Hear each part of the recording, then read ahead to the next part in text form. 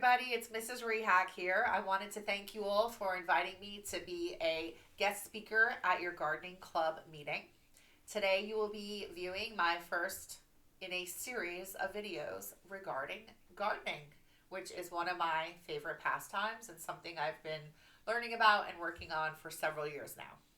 So without any further ado, here we go. What can a quick walk in the woods teach us about gardening? So you may be wondering, why is Mrs. Rehag taking us for a walk in the woods when we're here to talk about gardening? Well, the reason is I want you to go back to your biology roots and think about nature and how the amazing world we live in has this intricate balance and how things work, and without human interference, things go pretty well. So when you look around yourself in the woods and you think, especially where we live in the deciduous forest, in the fall, the leaves turn colors, they start falling to the ground, and there's this leaf litter all over the ground in the woods. And as we walk through, we think about, well, wait a minute, if every year all these leaves fall, where are they? Why aren't they like 6 feet high piles of leaves? And the answer is that nature is pretty much providing its own recycling and composting. So deciduous trees are actually shedding their leaves because we know that the daylight hours have changed and it's more efficient for the plant to go into dormancy during the winter. But the second part of that is that those leaves now are going to decompose on the ground and add vital nutrients to be absorbed right back up into the tree for growth again in the spring. So here I'm going to be showing you a time-lapse video of something called bioturbation. And it's basically the disturbance of organic deposits made by living organisms. So on the left-hand side here, you see the soil. Let's say this is a profile of soil in the woods. You see there's soil and there's leaves that have fallen several inches thick. And you can see an amount of mold and microbacteria that have grown inside of the leaves. And those leaves will eventually degrade and become nutrients for the soil. But as you can see on the right hand side, there are a plethora of other organisms there that are contributing, and we can see that beetles and worms and insects are all flowing into that leaf litter, and they are causing the degradation to occur at a much faster rate. So that decomposition is happening a lot quicker and we're turning into soil.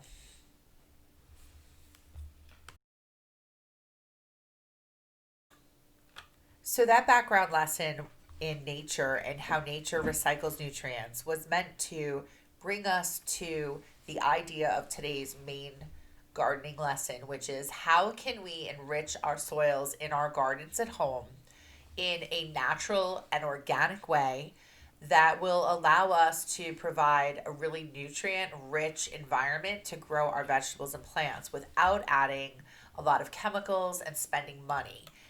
And that takes us to the idea of composting. Compost is the decayed organic matter that's used as plant fertilizer.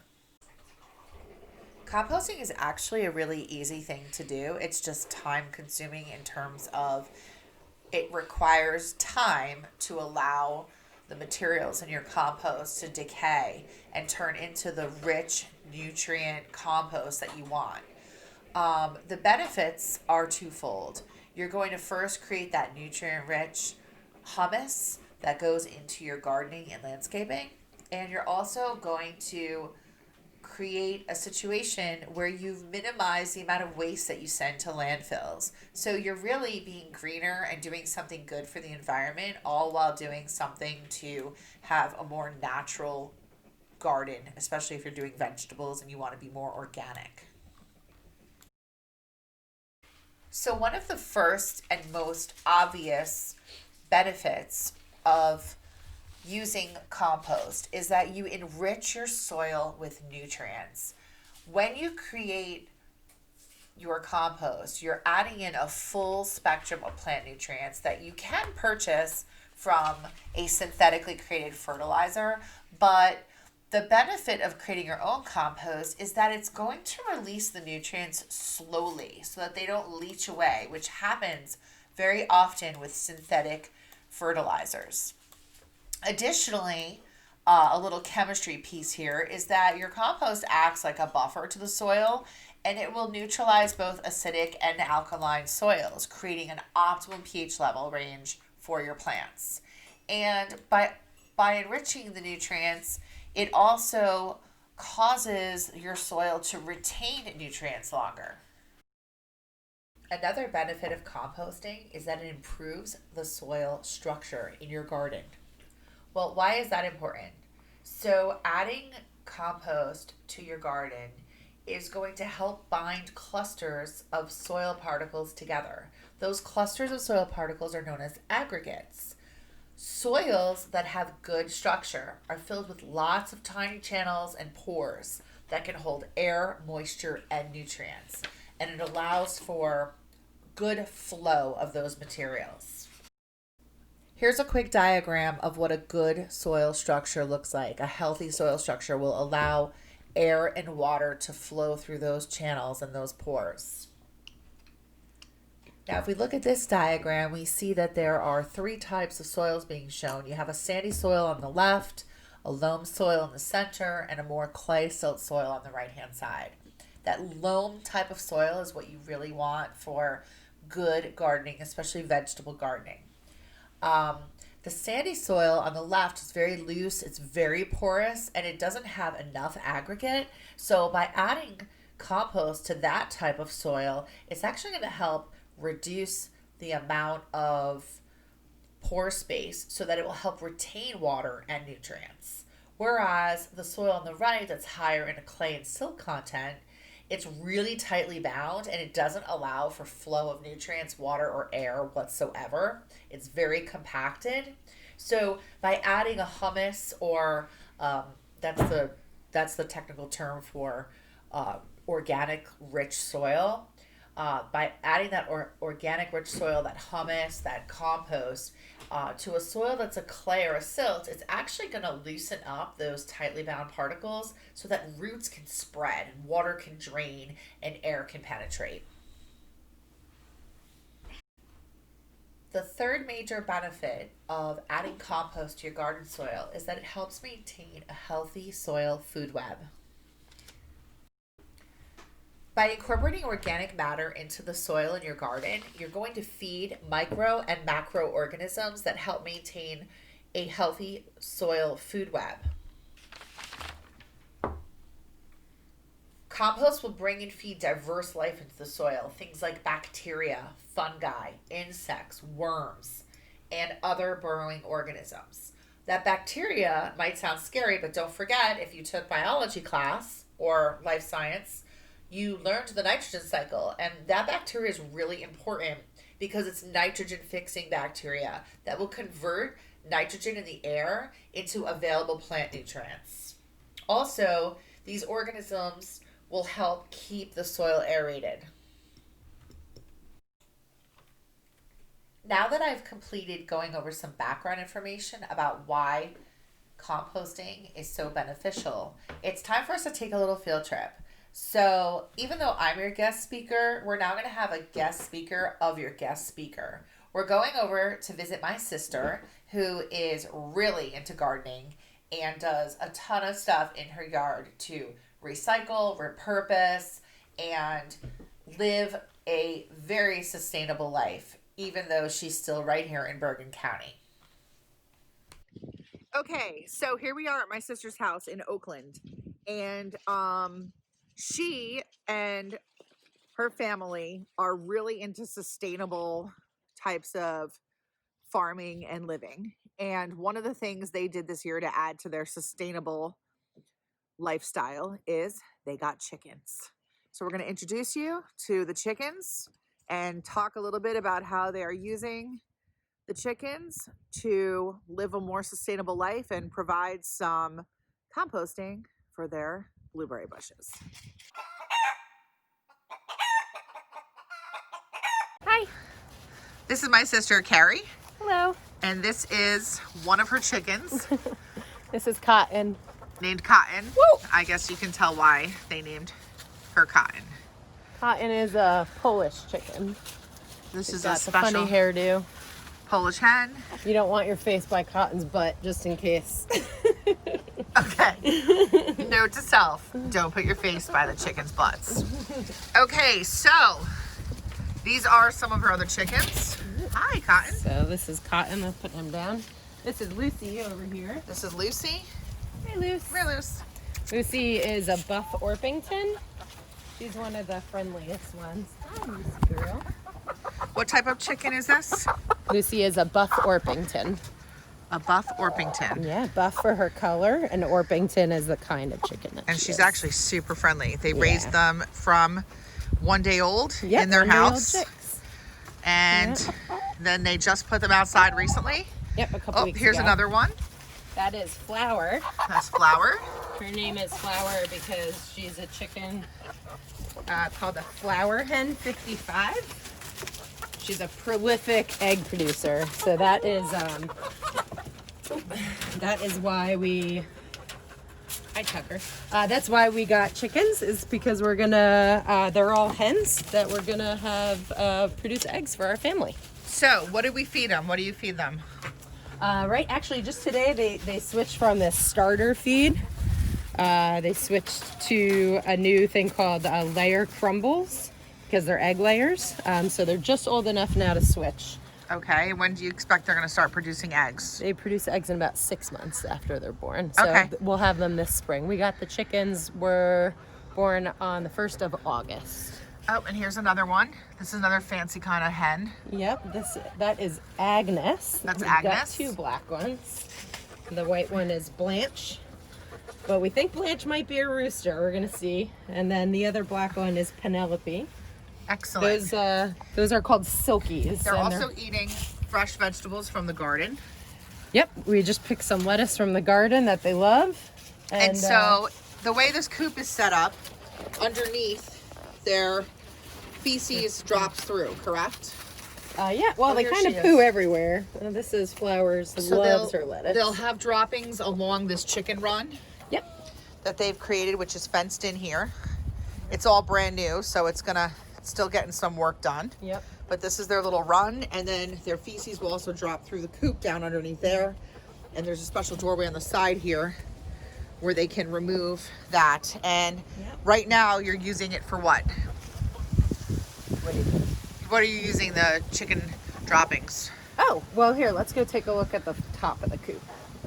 And I'll show you where the pine bedding is. So this is the coop. This is the part of the coop that they sleep in. This is a little tray that pulls out. And this is pine shavings. And these are, don't Oh, pull I it can too see far. how Yeah. that happens. Okay. Yep. And then in here are the nesting boxes. So Okay. That's where they'll lay the eggs. where they'll lay the eggs. And then there's you like can little open a over door. here so that we Excellent. can just pull the eggs out. You see there's droppings in here right now Okay. from them sitting in the nesting boxes. And so what do you do with the pine and the droppings? So this year we got blueberry bushes. Here. Which is a nice native plant for New Yep, Jersey, Sure is. the Northeast. All right. So we've got our blueberry bushes here. Yep. So the blueberry bushes are.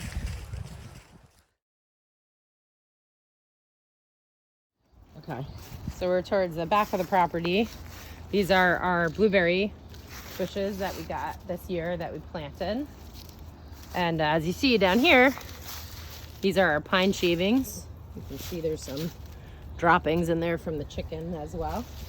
And typically evergreen trees, when they have droppings of needles and stuff, they produce acidic soil. So They do, yep. why do you want to use that here? So blueberry bushes need acidic soil in order to thrive. So they need a pH of somewhere around 4 to 5. So we put the pine shavings to help make the soil more acidic. So this is my sister's really cool little garden area. You can see that even her posts from her garden are all reused and refurbished and repurposed things. The gate is an old gate that she painted. And right now we're in the fall and she's already composted her garden stuff. But she has one last little trick to tell us about that has to do with, once again, repurposing things from the chickens. So this is a calcium wash. So basically, if you look close in here, there's a bunch of crunched up eggshells that's soaking in water. I won't open it because it smells horrific. But basically this summer, I had huge zucchini plants that grew really, really fast. And when they started to fruit, the ends were starting to get mushy. And so I read about it. It's called end rot. And basically it's from my calcium depletion in the soil. So I found that if you take these eggshells and you soak them in water, instead of throwing them in my compost pile, it basically, and you give it a good shake every once in a while, you mix this, I think it's 1 part with this, I forget exactly how much. I think it's 8 ounces of this with a gallon of water, and then you can use this to get calcium back into the soil. So you mix the calcium wash, 1 8-ounce cup to about a gallon of regular tap water, and then you water your plants with it? Yep, and it's important not to water the leaves because you don't want to burn the leaves. You want to actually water the ground with it. Okay. Or right on the part of the plant. And so this is just the shells after you use your eggs. You use them into a calcium wash rather than putting them into your compost. Yep, exactly. Excellent. And after we used it, we didn't have any more end rot the whole rest of the season. So after you've used this liquid, will you then take what's left of the shells and put them into the other compost area? Yep. I'll throw them right in the compost. I save this little bit because after my lettuce is done here for the fall harvest, which is getting pretty close, plus the chickens have been mangling it a bit, I'm gonna use this up and I'm gonna spray it down one more time before the winter to just get the calcium back into the soil. Excellent, thank you. So this is another type of composting that my sister and her family have going on at their house. And this is actually a compost bin that they purchased. You can get them online. They're generally about $50 a bin. Some of them are actually round barrels that are elevated off the ground that have a handle so you can turn them instead of having to open them and use a pitchfork to stir. They're dark in color because they want to absorb heat from the sun to help create a warm temperature inside and accelerate the decomposition process. So this is another way that you can compost in your yard and also keep it protected from smelling when you want to spend time in your backyard. You can contain the odor because sometimes composting can cause quite an odor.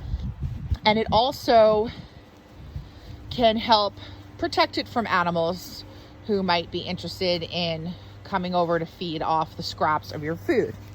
So we'll look in here and she could tell us a little bit about what goes into here. So what kind of things do you typically place in this bin? So most of this here is our kitchen waste. We had some cauliflower that went bad. We didn't eat fast enough. A lot of times I'll give some of this food to the chickens as well, but in this case I had enough. So the stuff on top is mostly that. The black stuff is all coffee grinds. I use like ground coffee and little reusable pods in my Krups machine, and then when I'm done with it, I just dump it. Coffee is one of the best things you can put into compost. If you just do leaves and coffee grinds, that's enough. So the rest is just a bonus and a good way to get rid of your scraps. You'll also add your coffee grinds to that leaf pile where you chipped up the leaves small? Yeah, exactly. And that provides more acid? More nitrogen, actually. Okay. And it'll help decompose the leaves faster. And then I can see here, this woody, stalky stuff, this is what you pulled out of your garden, right? The plants that were left over. Exactly. These are tomatoes. When you compost, we can see eggshells in here. That's pretty much the only animal product that you should be putting in a compost pile, correct? You never want to put meat scraps or anything like that. No, you don't want any meat scraps. And also another important thing is you don't want to have any cooked food. Anything that's cooked, you don't want to throw in your compost pile because it'll get putrid and attract animals. Okay, so it's better to put things like your leaves and things from your vegetables that you've cut off, stalks, things like that. Yeah, and grass clippings too. You can grass use clippings every once in a while. So this is her pile where she places grass clippings. And every once in a while, she'll mix the grass clippings in here a little bit, put layers. Layers always help the decomposition process. Yeah. We've got some straw too from when we planted some grass seed in the yard in the fall. And then what about turning this, or when you want to use it? The stuff on the bottom is going to be the best stuff, right? Yeah. So in the spring, you're going to dump this out and almost flip it upside down. So actually, there's a little door over on this side. Oh, maybe excellent. I can show you. So right here, there's a little door on this side. Excellent. And basically you can just lift this up. Oh, and then you can use a pitchfork to pull out Yep. the stuff that's cooked the best, that's cooked the longest. Yep, exactly. So you'll see down here. This is wow. so some great compost. Yeah, look at that. And this is all natural stuff. No chemicals needed, no additional fertilizer, just nature feeding nature. Yep. And it's a great to add into your soil, both in your vegetable garden, your flower gardens, really anywhere. Just adding that organic matter to the soil, especially here where we have very high clay in our soil in this area. It smells actually really like when you're in the woods. Yeah, I like can smell earthy, it. right? It has really, well, it's called humus, is the top few inches of really organic matter. Has a real earthy smell. Yeah, so this Smells one good to me. I'm gonna usually during the year I'll use this in the garden, but this year I'm gonna just put the rest of some leaves on top here, and then I'm gonna leave this for the winter.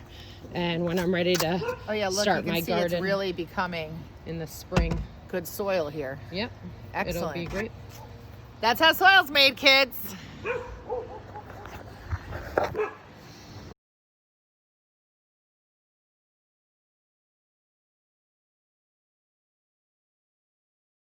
Try not to get all the So junk. this is a new area for composting in the yard, and this is where we're going to compost the leaves that have fallen from the deciduous trees. And before we do that, there's two steps that are going to be helpful. So the first thing is to find a location. We put a little piece of fencing up here so that wind doesn't blow it all around and kind of contain it. But if you notice, we picked up 6 from the yard and placed them all on the bottom here. And I'll give you a moment to think about why we put sticks along the bottom. So think about the process of decomposition and why we might want to do that. Answer is to allow some airflow, just like you would when you build a fire or a campfire outside. You want some air to be getting in there to allow for the decomposition process to occur.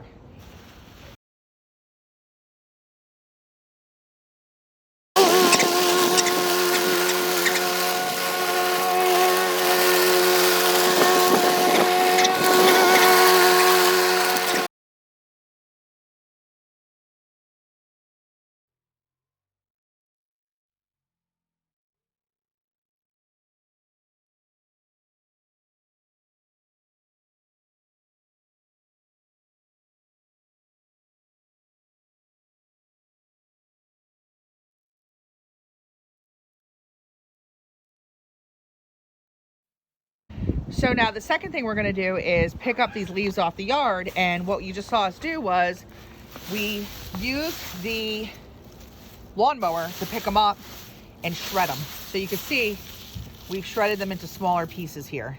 And again, just like you've learned in biology, the reason we chew our food is to create more surface area, break it up into smaller pieces so that it can digest quicker when it reaches your stomach acid. So by breaking up the leaves into some smaller pieces, we're going to accelerate the process because this is in our backyard and not out in the woods. And we do want to try to get this to happen a little quicker. So here's all the broken up leaves.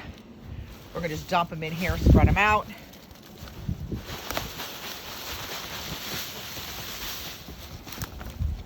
And we'll just keep doing that now with the rest of the leaves on the lawn, which it's an interesting concept. You know, where we live, we tend to pick up our leaves, blow our leaves, take them off the lawn and get rid of them, when they really are nature's way of fertilizing the tree using its own leaves that have fallen. We don't really like the aesthetics of how that looks. So we pick them up, rake them up, and we ship them off. And we are shipping off tons and tons of amazing nutrients that nature has provided for itself. And then what we go ahead and do is pay money to dump fertilizer on our lawns in the spring, which we know causes groundwater issues. It imbalances our waterways when runoff goes into the catch basins and then to the streams. So really, if we could start doing even just a portion of composting in our yards, this would be a big help to the cycling of matter and nutrients in the environment. And it saves money. So I hope that you all enjoyed the video that I prepared and that it was informative and somewhat entertaining. And I really do look forward to doing another presentation for you soon. And hopefully by the end of the series in the spring, I'll be able to do a live in-person presentation where we could do a hands-on project. And before I go, I need to quickly say, this is my son, Pierce, and he's the one who did all the video editing for me. Take care, Cavos.